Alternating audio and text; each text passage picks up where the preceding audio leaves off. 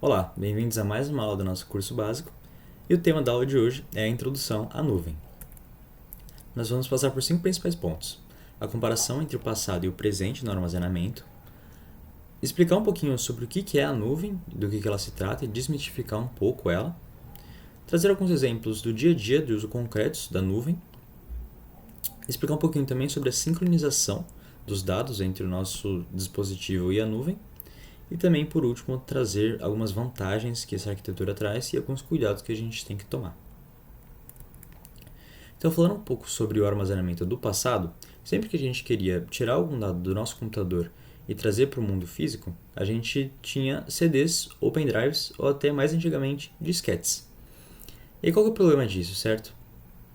E se a gente perder, por exemplo, vamos supor que a gente pegue algumas fotos do nosso computador e coloque num pendrive. Se a gente perder esse pendrive, a gente perdeu as fotos para sempre. Hoje em dia, isso não acontece mais. A gente tem a nuvem, em que a gente pode sincronizar os nossos dados e colocar as fotos na nuvem, e aí, com um simples ícone de Wi-Fi ou 4G, a gente consegue acessar essa nuvem e ter acesso às fotos, sem ter medo da gente perder essas fotos. Mas afinal, o que é a nuvem, né? Diferente do que o nome diz, ela não fica lá no céu. Ela é nada mais nada menos do que um computador gigante, super potente, com muita memória, geralmente mantido por uma empresa, como a Google, que fica num centro de dados, os famosos data centers. Então, assim como a foto mostra, são corredores imensos de milhares de computadores que ficam ligados 24 horas por dia armazenando seus dados. Então, no fundo, quando a gente armazena um dado na nuvem, a gente está armazenando o nosso dado, na realidade, no computador de outra pessoa.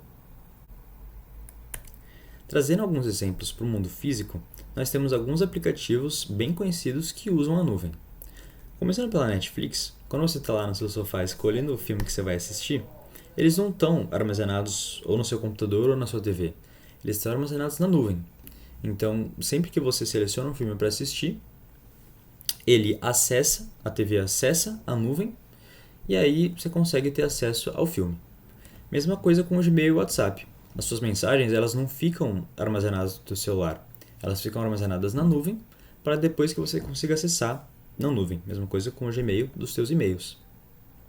O Google Fotos também é muito usado justamente para tirar o armazenamento do seu celular e colocar na nuvem. É muito aproveitado para usar isso. Mas como isso acontece? Isso acontece pela sincronização.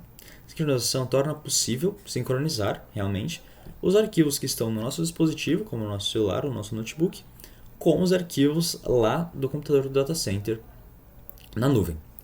Então, a internet, ela cria uma conexão entre o nosso celular e o computador que está lá na nuvem e manda os arquivos do nosso celular para o computador do data center, fazendo com que o computador tenha os mesmos arquivos e esses arquivos, portanto, estejam guardados na nuvem. E como o nome já diz, ele sincroniza não só o celular com o nosso computador da nuvem, mas também todos os nossos dispositivos. Então, a gente consegue conectar o nosso celular e também o nosso computador na nuvem.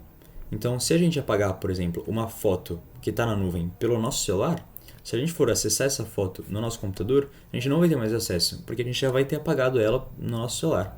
E vice-versa, se a gente for mudar algum arquivo aqui no computador, no nosso celular ele vai ter mudado.